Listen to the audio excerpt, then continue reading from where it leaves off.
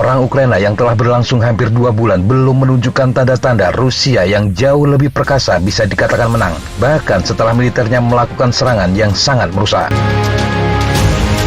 Namun ada alasan operasional sederhana mengapa Rusia mengambil strategi menghancurkan ini. Salah satunya, Ukraina terbukti sangat tidak patuh terhadap penerapan kekuatan militer daripada yang diperkirakan oleh orang kuat Rusia, Vladimir Putin.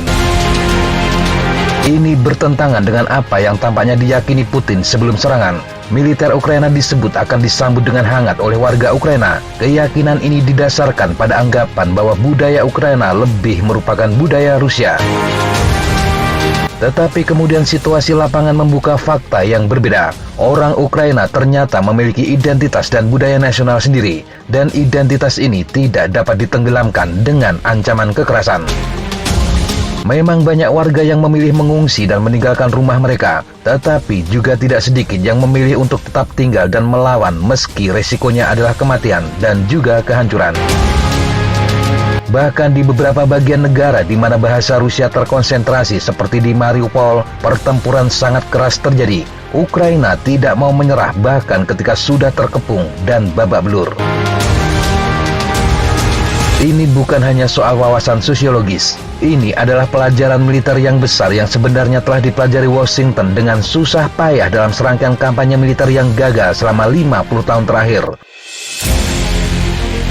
Perang Vietnam yang masih merupakan bencana terbesar dalam sejarah militer Amerika menunjukkan ketahanan faktor budaya dalam menghadapi kekuatan militer yang sangat kuat. Selama 10 tahun, Amerika menghabiskan setara dengan $1 triliun saat ini untuk mencoba mengalahkan pemberontak yang didukung oleh komunis utara. Pentagon menjatuhkan lebih banyak bom di Vietnam daripada di seluruh Perang Dunia Kedua, menggunduli ratusan ribu hektar hutan untuk melenyapkan tempat perlindungan musuh, dan kehilangan 58.000 tentaranya. Tetapi semua akhirnya terbukti sebagai upaya yang gagal. Namun terlepas dari penerapan kekuatan besar-besaran tersebut, Amerika tidak pernah mampu meningkatkan kekuatan sekutunya ke tingkat kemahiran yang dibutuhkan untuk mengalahkan pemberontak. Personel militer Amerika yang tergabung dengan Tentara Republik Vietnam menemukan bahwa penduduk setempat sebagian besar tidak dapat mengikuti pelatihan. Salah satu faktor yang sangat mempengaruhi adalah budaya.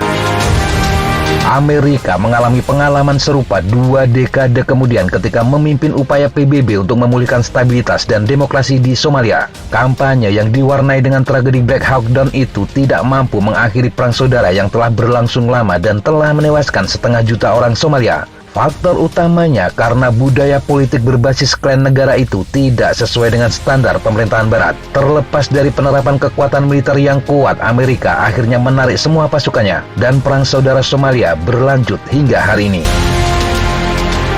Dan Afghanistan adalah contoh nyata paling mudah diingat karena belum lama terjadi. 20 tahun pendudukan militer di Afghanistan tidak banyak menghilangkan ciri-ciri budaya negara tersebut. Amerika tidak bisa memaksakan sistem demokrasi yang dia agung-agungkan di negara itu. Seperti Inggris dan Uni Soviet, Amerika gagal total mengubah Afghanistan. Padahal ketiga negara ini menggunakan kekuatan militer yang luar biasa, setidaknya dalam ukuran Afghanistan.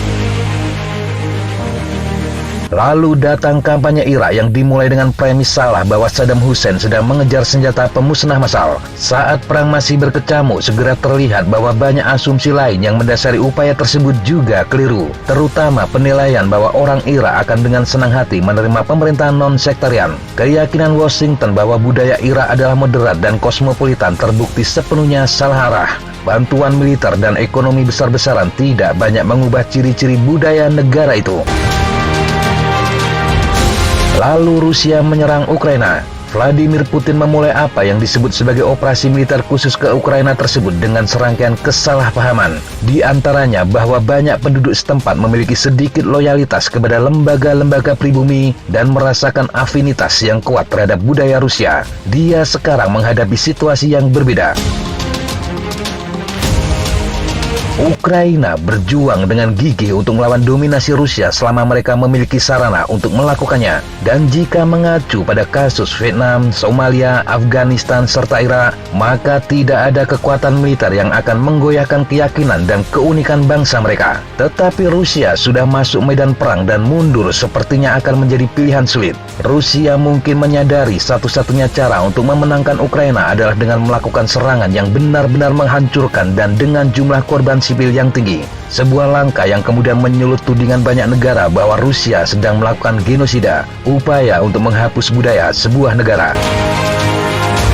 Tentu saja Rusia membantah tuduhan tersebut. Mereka tetap mengatakan bahwa apa yang mereka lakukan adalah untuk menjamin keamanan Rusia. Ukraina dikatakan sebagai pusat anti Rusia dan operasi militer adalah satu-satunya cara untuk menghapus ancaman itu. Tetapi Putin pasti sangat tahu sejarah, dan sejauh ini hampir tidak ada kekuatan militer yang dapat menghapus fitur budaya yang mengakar dari suatu bangsa. Kekuatan militer bisa membunuh orang, tetapi dia sangat sulit atau bahkan tidak bisa memusnahkan sebuah kekuatan budaya. Setidaknya itu yang terjadi dalam sejarah perang modern. Demikian sahabat Jatapa informasi yang bisa kita sampaikan untuk kesempatan kali ini. Sampai jumpa di kesempatan yang berbeda. Tetap kunjungi kami di www.jatapa.com dan www.flagjournal.com. Tetap semangat dan jaga kesehatan. Salam Fly like an eagle, fight like a falcon.